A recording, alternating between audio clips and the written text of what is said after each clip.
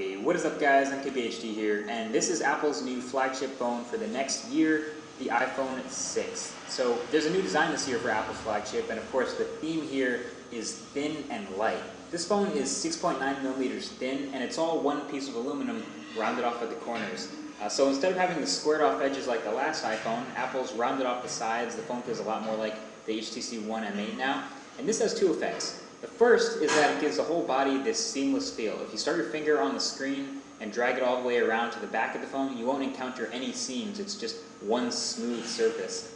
But two is that since it's so smooth, it's actually a bit slippery to hold. Plus it's a little bigger and it's so light that my confidence actually holding and manipulating this phone in the hand is dropping every time. But part of me wants to put a case on it, but you guys know how I feel about cases. So a high quality skin will suit me just fine.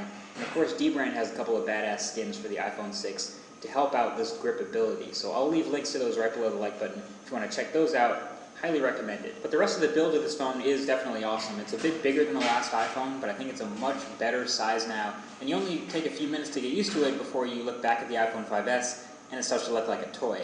It's obviously a bit bigger than other phones with a 4.7-inch display, since this one has a big old chin for the home button and a big forehead to match. But what's more striking than its size is, I think, the thinness. Again, 6.9 millimeters, that is crazy thin. Almost feels too thin and light to be a working phone. It feels almost the same weight as the dummy phone. It's so thin, in fact, the camera lens on the back